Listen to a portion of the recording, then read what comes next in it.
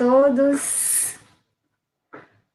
Mais uma semana de estudos, hoje encerrando com a última aula dessa semana, já na segunda parte do Livro dos Espíritos. Antes de iniciar, eu gostaria que algum de vocês, se pudesse, me desse um retorno, se o som tá bom.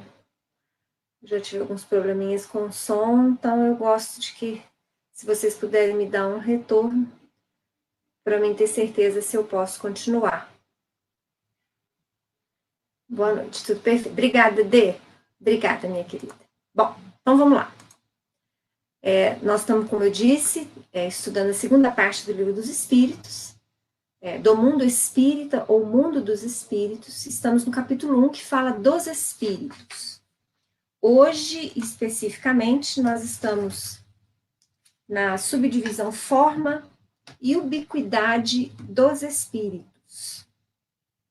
Na questão 88, 89 e 90 dessa forma e ubiquidade dos espíritos, nós vimos que uma figura que nós podemos trabalhar mentalmente com ela acerca do espírito, dessa essência, é que ela é uma centelha divina, um clarão, uma chama. Nós vimos, inclusive, vários comentários sobre a locomoção dos espíritos nos planos espirituais. E aí, então, terminamos a questão 90, hoje continuamos a partir da questão 91. Pergunta Kardec: a matéria opõe obstáculo aos espíritos? Quer dizer, será que a nossa matéria ela é empecilho para o espírito? Vocês vão entender, é preciso que vocês entendam isso. Quer dizer, Kardec está perguntando da matéria do plano dos encarnados. Tá? Então, essa matéria nossa aqui, ela opõe obstáculo ao espírito desencarnado? E eles respondem: nenhum. Eles passam através de tudo. O ar, a terra, as águas e até mesmo o fogo lhes são igualmente acessíveis. Volto a repetir. A pergunta e a resposta tratam da matéria no plano denso, no plano dos encarnados, perguntando-se para os espíritos desencarnados ela é obstáculo. Então, nós já falamos um pouquinho sobre fluido cósmico universal, falamos um pouquinho sobre energia, falamos um pouquinho sobre matéria. Quer dizer, a matéria é luz coagulada, matéria é a condensação de energia. E nós vimos que há vários planos da vida. Então, nós estamos atualmente, temporariamente, no plano denso, da matéria pesada da Terra. Mas existem planos, existem dimensões, existem mundos na própria Terra, com padrões vibratórios diferenciados. Ou seja, em cada um destes planos diferentes da Terra, nós vamos ter a energia se apresentando em determinado padrão específico, se unindo, se condensando em determinado padrão específico, ou seja, a energia, vamos dizer assim, se movimentando em determinada velocidade que difere de um plano a outro. Então, a matéria do plano denso em que estamos não é a mesma, vibratoriamente falando, da matéria dos outros planos espirituais, superiores e inferiores. Mas vocês vão me perguntar, mas lá atrás você não falou que o fluido cósmico universal, que é a matéria primitiva? Pois bem, ele é que dá origem a toda a matéria, em todos os planos, em todo o universo? Falei. E essa continua sendo uma verdade. Mas este fluido cósmico universal, combinado infinitas vezes, porque nós não sabemos todas, não há como você traçar, porque a matéria vai se apresentar de forma diferente, não só entre os planos da Terra, mas entre o universo, dentro do universo ela vai se apresentar diferente. E aí vale a pena nós termos a seguinte ideia. Para nós, no plano denso da Terra, a matéria opõe obstáculo. Essa matéria, a cadeira que eu estou sentada, a mesa, o livro que eu pego, a roupa que eu visto, tudo, a calçada que eu caminho, né? Então, a matéria que eu encontro no plano denso, onde eu estou experienciando agora, ela põe obstáculo para mim. A matéria que os espíritos desencarnados vão encontrar, vão se deparar com no umbral, também para eles vai opor obstáculo. Para nós, não. Por quê? Porque está em plano diverso, plano vibratório diverso. Em sendo assim, o espírito desencarnado, ao, digamos assim, movimentar-se na Terra, ele não vai encontrar na nossa matéria obstáculo. Ele pode entrar nas casas? Pode. Pode entrar nos carros com a porta fechada? Pode também. Ele pode, dependendo da sua evolução, ele pode ir de um lugar para o outro em questão de milésimos de segundos? Ele pode. Se eu pedisse, se eu me levantasse aqui e pedisse para um espírito desencarnado sentar na minha cadeira, ele conseguiria sentar? Não. Porque ela não vai opor obstáculo a ele. Mas e se alguém chegar para mim, algum médium vidente, fala assim, olha, ali, naquele canto de lá, tem um sofá no plano espiritual, vai lá e senta. Para mim funciona sentar? Não, eu vou varar no chão. Eu quero que isso fique claro para vocês. Essa pergunta aqui, Kardec está falando da matéria no plano denso. E aí, em relação a essa matéria do plano denso, os espíritos não encontram obstáculo.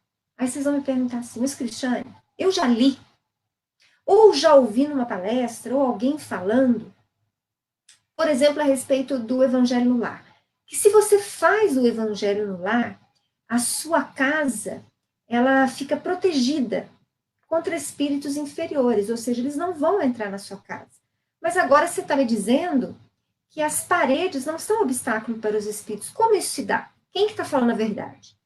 Eu que estou falando que a matéria densa não é obstáculo para o espírito desencarnado, ou aquele que falou, defendendo que você faça o evangelho no lar, que você vigie, que você ore, né? Que você tenha uma vida buscando harmonia, equilíbrio, respeito e amor, caridade. Então, como é que funciona isso?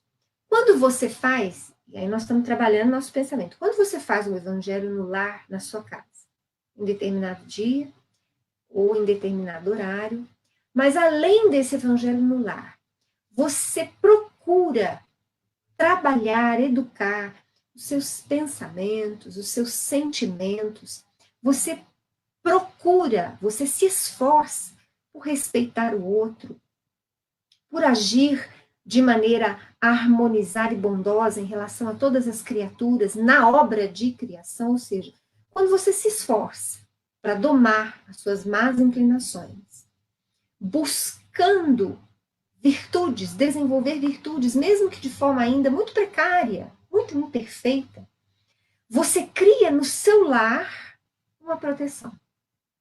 Essa proteção é vibratória. Então, a parede da sua casa não vai ser empecilho para os espíritos desencarnados, mas a energia que você cria pela sua vida de vigilância e de amor, de oração, a vibração que protege o seu lar é fruto, então, das escolhas íntimas que você faz e escolhas de vida que você faz, e que sempre vão ser aumentadas, acrescidas de boa vontade, de amor e de proteção dos espíritos benfeitores. Lembram-se da lei de sintonia. A lei de sintonia vai valer no processo da obsessão. A lei de sintonia também vai valer nos grandes, vamos dizer assim, nas nossas grandes experiências, quando nos sentimos efetivamente amparados pela espiritualidade, porque nós nunca estamos sós. Só que nós definimos a nossa companhia. Eu me recordo, lá atrás, eu lembrava da minha avó falando assim, diga-me com quem andas e eu te direi quem és. Era um trocadilho, né? E quando eu estudo muito, e esses umas décadas atrás, uma década, 2 décadas atrás, mais ou menos, eu estava, de repente me veio essa lembrança da minha avó. E aí eu falei assim, bom, vó, eu agora penso diferente. Eu não acho que são os meus amigos que me definem. mas sou eu que defino os meus amigos. Então, eu diria hoje assim, diga-me quem és, e eu te direi com quem amas. Tá? Então, os espíritos não encontram obstáculo na nossa matéria, mas eles encontram, sim, efetivos obstáculos vibratórios contra os espíritos inferiores, as boas vibrações. As vibrações da luz, da harmonia, do amor, da caridade, do respeito. Tá? Então, vamos lá, continuando. Na questão 92, Kardec pergunta: tem os espíritos o dom da ubiquidade? Por outras palavras, um espírito pode dividir-se ou existir em muitos pontos ao mesmo tempo? Quer dizer, posso eu, Cristiane, estar aqui fazendo esse estudo com vocês e, ao mesmo tempo, eu posso me materializar lá em São Lourenço e dar um abraço no meu pai e na minha mãe? É isso que Kardec quer saber. Se os espíritos podem fazer isso, eles podem dividir-se. Parte da Cristiane vai ficar aqui, parte da Cristiane vai lá em São Lourenço. E os espíritos respondem da seguinte forma: não pode haver divisão de um mesmo espírito, mas cada um é um centro que irradia para diversos lados. Isso é que faz parecer estar um espírito em muitos lugares ao mesmo tempo. Vês o sol? É um somente. No entanto, irradia em todos os sentidos e leva muito longe os seus raios. Contudo, não se divide. Na linha A, Kardec, ainda dentro dessa temática, pergunta: todos os espíritos irradiam com igual força? Longe disso. Essa força depende do grau de pureza de cada um. E aí tem um comentário que Kardec traz. Cada espírito é uma unidade indivisível, mas cada um pode lançar seus pensamentos para diversos lados, sem que se fracione para tal efeito. Nesse sentido, unicamente, é que se deve entender o dom da ubiquidade, atribuído aos espíritos. Dá-se com eles o que se dá com uma centelha, que projeta longe a sua claridade, e pode ser dividida, e pode ser percebida de todos os pontos do universo. Ou ainda, o que se dá com o homem, que sem mudar de lugar e sem se fracionar, transmite ordens, sinais e movimento a diferentes pontos. Ainda sobre essa questão da ubiquidade dos espíritos, nós vamos encontrar lá no livro dos Médiuns, no capítulo 25, item 282, trigésimo item, Kardec perguntando o seguinte: pode o espírito, simultaneamente evocado em muitos pontos, responder ao mesmo tempo às perguntas que lhe são dirigidas? Pode, se for um espírito elevado. Primeira coisa nessa questão, falar sobre a evocação. Quem está chegando agora muito recentemente no espiritismo pode vir a questionar. Mas vocês evocam os espíritos? Nas reuniões mediúnicas há a evocação dos espíritos? E eu poderia responder que ou mais. Pelo menos não na Casa Francisco de Assis. Porque cada grupo mediúnico tem das suas características, cada dirigente de mediúnica faz conforme o seu entendimento, conforme a sua consciência e a sua linha de trabalho. Mas, via de regra, os quase 17 grupos mediúnicos que nós temos na Casa Francisco de Assis aqui em Varginha, nós não costumamos trabalhar com as evocações. Mas por que Kardec trabalhava? Porque Kardec trabalhava. Os grupos espíritas, no início do espiritismo, em meados do século XIX, eles se utilizavam muito das evocações. Mas porque eles estavam desenvolvendo uma pesquisa muito séria, um estudo muito sério. Os médiums ainda eram bastante ignorantes. A doutrina estava sendo construída. Então, Kardec sentia a necessidade, assim como outros dirigentes de vários grupos de estudo no mundo todo, de questionar os mentores, outras entidades, espíritos recém-desencarnados ou desencarnados há mais tempo, para que eles pudessem, então, formular as questões para construir essa base do entendimento geral que nós conhecemos hoje como sendo o Pentateuco. São os 5 livros base da doutrina espírita. Livro dos Espíritos, o primeiro, Livro dos Médiuns, Evangelho segundo o Espiritismo, o Céu, o Inferno e a Gênese. Mas e aí?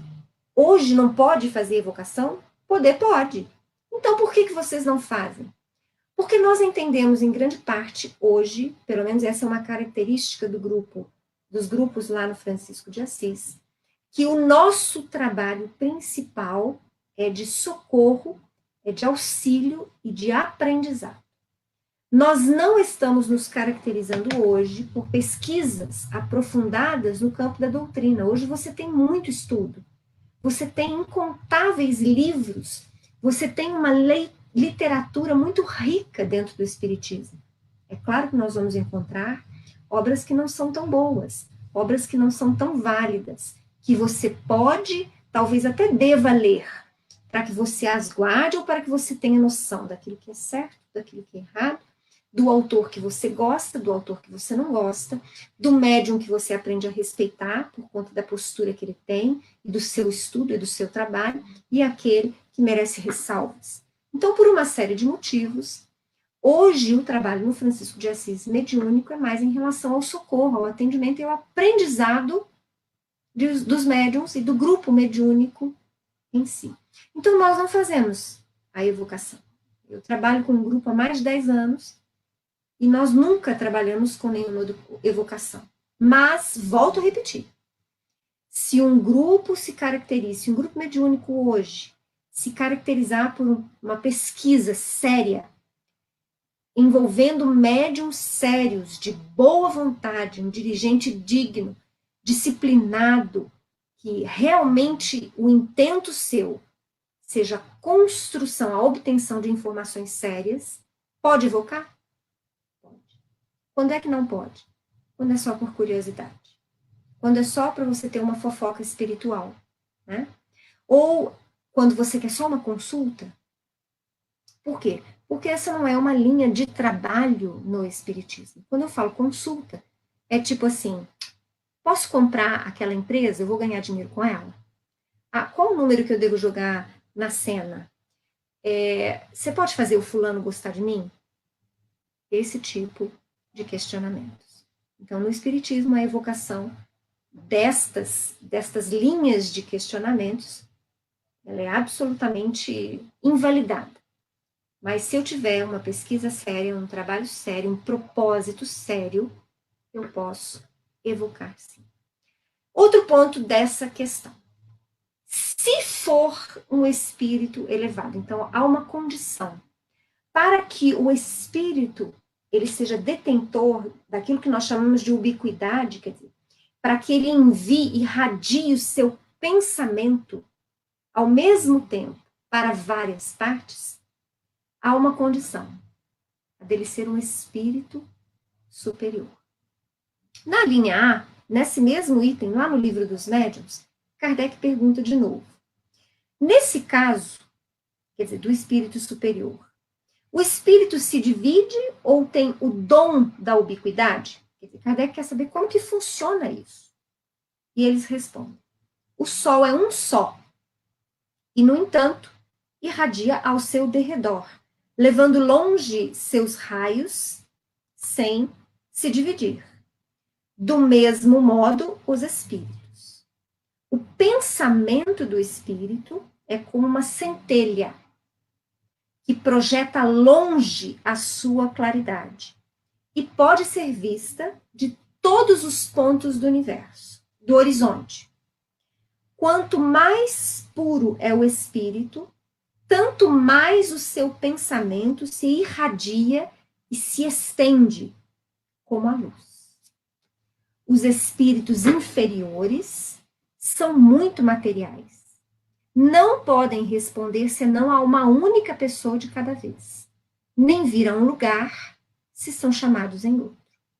Um espírito superior, chamado ao mesmo tempo em pontos diferentes, responderá a ambas as evocações, se forem ambas sérias e fervorosas.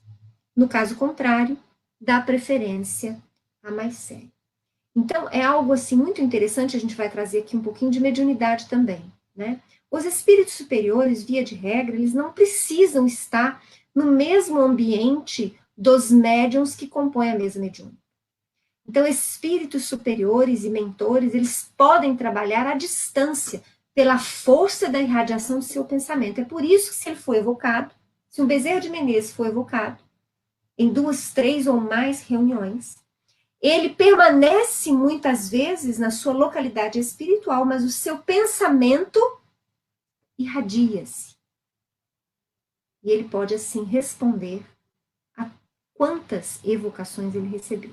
Mas os espíritos inferiores não conseguem fazer isso. Os espíritos inferiores, em geral, para se comunicarem na mesa com os médiuns encarnados, numa reunião mediúnica, eles precisam estar mais próximos do médium. Ou eles estão mais próximos, estão no ambiente espiritual da casa espírita, onde serão atendidos, ou o médium trabalha com eles em desdobramento. Quer dizer, o médium vai até eles e transmite as informações na reunião mediúnica. Kardec traz ainda, nesse item, no Livro dos Médiuns, um comentário muito interessante. Ele diz o seguinte: é o que sucede com um homem que, sem mudar de lugar, pode transmitir seu pensamento por meio de sinais perceptíveis de diferentes lados. Eu acho que a gente está fazendo meio que, analogicamente, né?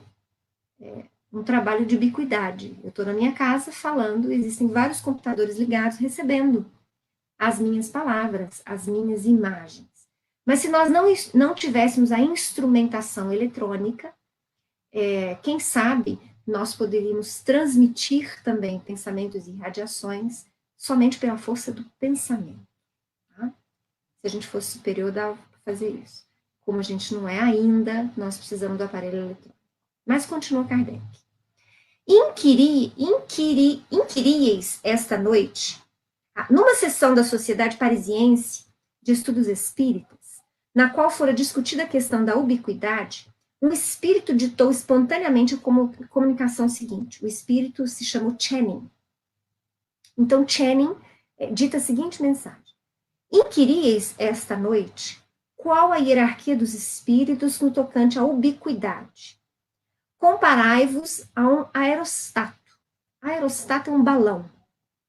Eu não sei se alguns de vocês são meus amigos no Face. Todo sábado lá em São Lourenço tem vários balões voando com turistas. É lindo. Então, o aerostato que Channing está falando aqui é o balão. Então, comparai-vos a um balão que se eleva pouco a pouco nos ares. Enquanto ele rasteja na terra, só os que estão dentro de um pequeno círculo podem perceber. À medida que se eleva, o círculo se alarga e, chegando a certa altura, se torna visível a uma infinidade de pessoas. É o que se dá conosco. Um mau espírito que ainda se acha preso à terra permanece num círculo restrito entre as pessoas que vêm. Suba ele na graça, melhore-se e poderá conversar com muitas pessoas. Quando se haja tornado espírito superior, pode irradiar como a luz do sol, mostrar-se a muitas pessoas e em muitos lugares ao mesmo tempo. É muito interessante, então, isso que Channing está dizendo aqui. Imagina que um espírito superior é como um balão. Quanto mais alto, mais a sua imagem, né, atinge maior número de locais, né? Quer dizer, distâncias maiores vão poder enxergar a sua ascensão, o seu trabalho. Mas há um item muito interessante também em relação a essa questão dos espíritos superiores, irradiarem a sua mensagem, ou levarem a sua mensagem a vários locais, inclusive ao mesmo tempo. Então, uma das hipóteses é essa da ubiquidade, da irradiação pela força do pensamento destes espíritos superiores. Mas no livro Fundação Emmanuel, ditado pelo espírito Inácio Ferreira, pelo médium Carlos Bacelli, ele conta uma situação muito interessante. Ele conta que conheceu, nessa Fundação Emmanuel, né, um grupo de mais de uma dezena de trabalhadores em sintonia profunda com Emmanuel, antes de Emmanuel reencarnar. Nós sabemos que Emmanuel, o mentor de Chico, por volta do ano 2000, reencarnou. Então, hoje ele está entre nós, com uns 20 e poucos anos. Tá? Mas antes disso, então, Emmanuel, no plano espiritual, tinha, então, um grupo de muitos espíritos já bastante instruídos, bastante evoluídos e profundamente sintonizados com o pensamento de Emmanuel que para ele trabalhava. Então, estes espíritos tinham autorização de Emmanuel para falar como se Emmanuel fosse. Isso é muito interessante. Mas pode isso? Bom, Jesus falou, eu e o Pai somos um. Jesus não é Deus. Para nós espíritas, Jesus não é Deus. Deus é a força criadora, é a inteligência suprema, causa primária de todo o universo. Jesus Cristo também é filho, assim como nós. Filho mais velho, mais experimentado, mais amadurecido, mais evoluído.